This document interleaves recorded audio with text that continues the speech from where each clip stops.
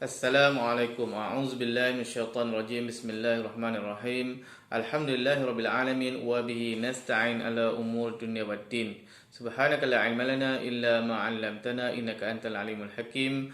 Rabbi shrah li sadri wa yassir li amri wahlul 'uqdatam min lisani yafqahu qawli. Rabbi yassir wa la tu'assir wa tammim bil khair. Rabbana zidna 'ilman nafi'a wa 'amalan salihah. Alhamdulillah, bersyukur kita kepada Allah SWT kerana kita dipertemukan lagi dalam kelas Fardu Ain kita ini.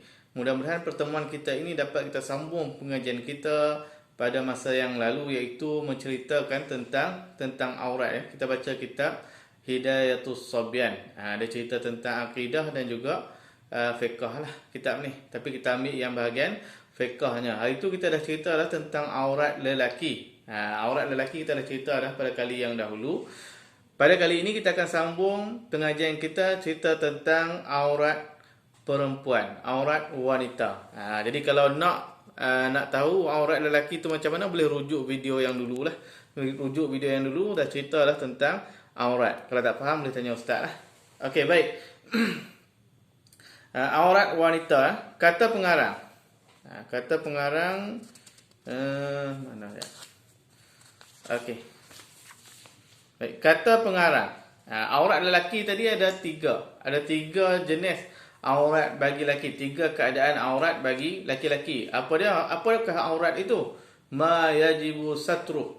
Bahagian yang wajib kita tutup. Bahagian yang wajib ditutup. Wajib ni maksudnya apa? Wajib ni buat dapat pahala, tinggal kita berdosa. Kalau kita menutup aurat, kita dapat pahala. Kalau kita tidak menutup aurat, maka berdosalah kita. Kalau ada ahli keluarga kita tidak menutup aurat dan kita tidak suruh mereka untuk tutup aurat, maka kita pun kena dosa jugalah. Dosa sebab apa? Sebab kita tak suruh. Kalau kita suruh ahli keluarga kita untuk menutup aurat, kita dah terlepas walaupun ahli keluarga itu tak ikut apa yang kita suruh kan. Okey, baik. Kata pengarang. Keduanya aurat perempuan.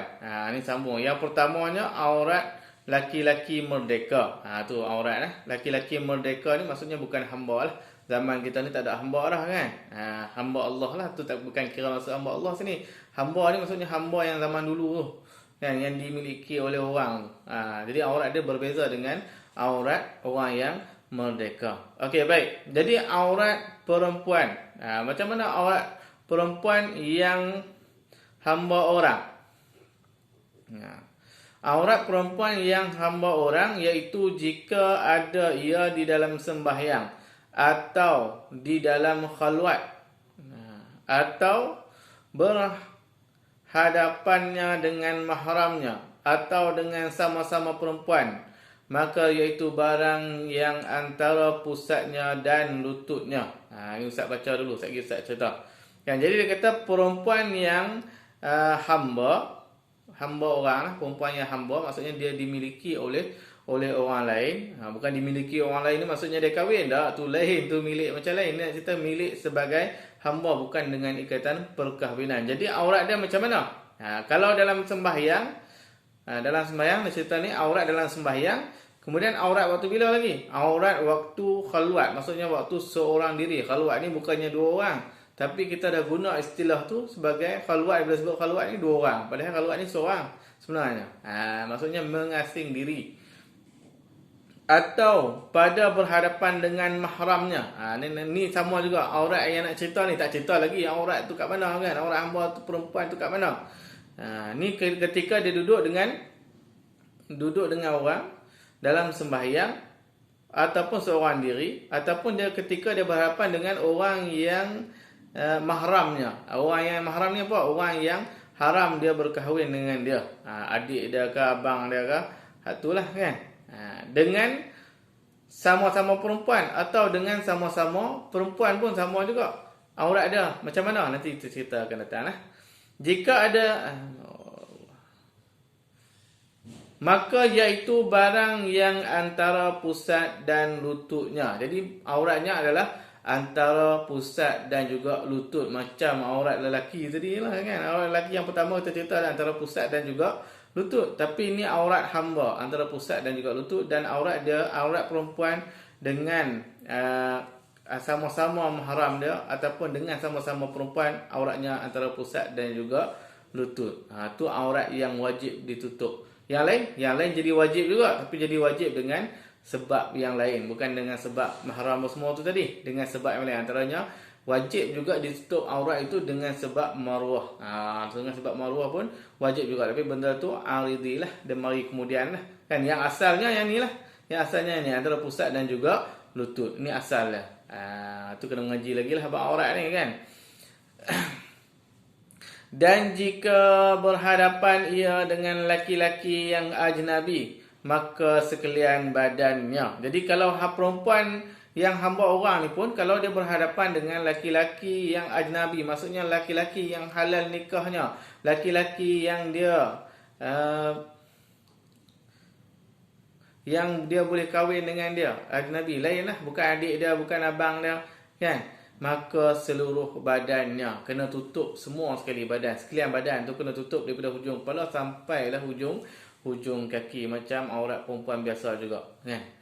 Aurat perempuan biasa tak cerita lagi, itu yang ketiga nanti. Dan jika berhadapan dengan perempuan yang kafirah, dan jika dia berdepan dengan orang perempuan yang kafirah, orang perempuan yang kafir, orang perempuan yang bukan Islam, maka iaitu barang yang lain daripada barang yang zahir pada waktu bekerjanya. Jadi kalau dengan perempuan yang kafirah pun kena tutup semua anggota badan kecuali yang terkeluar waktu kerja. Tengah buat kerja, macam mana pakaian dia waktu kerja, tu saja dimaaf, kan? Tu saja. Yang lain kena tutup juga. Kena tutup dengan perempuan yang kafir. Kalau dengan sesama perempuan yang Islam, itu antara pusat dan juga lutut. Ustaz, bolehkah macam tu? Boleh, mengikut hukum boleh, tapi jadi tak boleh tu dengan sebab apa? Maruah lah tadi lah. Maruah tadi kan, ada warak dekat situ lah. Bila kita tutup aurat lebih daripada yang disuruh oleh agama, kan? Bab aurat ni lebih tak apa, tapi jangan terlalu lebih lah, kan? Jangan ambil pertengahan, setengah aja tutup, yang lain semua buka, kan? Aurat ni kena ikut dia. Kalau lebih tebal lebih baik, lebih tutup lebih baik, kan? Sebab apa? Di situ ada maruah lah.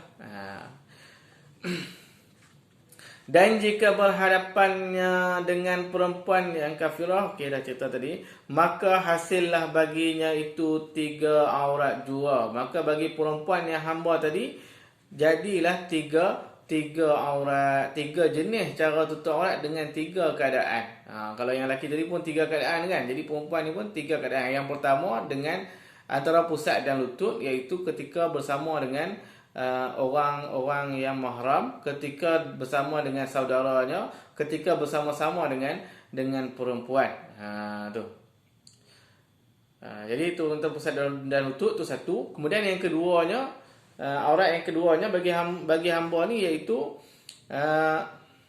ketika dia berhadapan dengan lelaki yang lain, iaitu menutup keseluruhan badan. Pertama antara pusat dan lutut, kedua menutup seluruh badan, dan yang ketiganya aurat bekerja, maksudnya tempat bekerja yang keluar, contohnya lengan terkeluar, jadi boleh untuk berhadapan dengan perempuan yang kafirah. Perempuan bukan lelaki. Kalau lelaki masih juga semua, tak kira Islam ke ataupun bukan Islam pun kena tutup semua sekali. Tu aurat dia. Kalau dengan saudara dia, kalau dengan abang dia, dengan adik dia, kalau yang bukan Islam, macam mana? Tu kita kena tengoklah soalan ke situ. Tapi ni cerita hamba. Zaman kita ni tak ada hamba. Kita ni hamba kan? Tak. Kita hamba Allah lah, kan? Tapi ini hanya untuk hamba orang yang dimiliki oleh orang lain. Okey, habis. Itu yang kedua. Yang ketiga, aurat perempuan yang merdeka. Yang ketiga iaitu aurat perempuan yang merdeka. Perempuan yang merdeka ni macam mana? 31 Ogos tu kah? Bukan. Perempuan yang merdeka ni bukan hamba. Nak cerita aurat bagi perempuan yang bukan hamba. Yang tadi kita cerita aurat perempuan yang hamba. Jadi ni kita nak cerita pula aurat orang yang bukan hamba, perempuan yang bukan hamba. Yang lelaki selesai, sebab sama yang hamba dengan yang merdeka ni. Macam kita ni merdeka lah ni, kan? Walaupun kita tahu bukan 31 Ogos tu merdeka tu. Merdeka ni maksud tidak dimiliki oleh sesiapa. Itu merdeka tu, kan? Jadi ni kita nak cerita pula aurat wanita. Macam mana? Wallahu a'lam. Ustaz ingat kita sambung pada sesi yang akan datang. Wallahu alam. Assalamualaikum.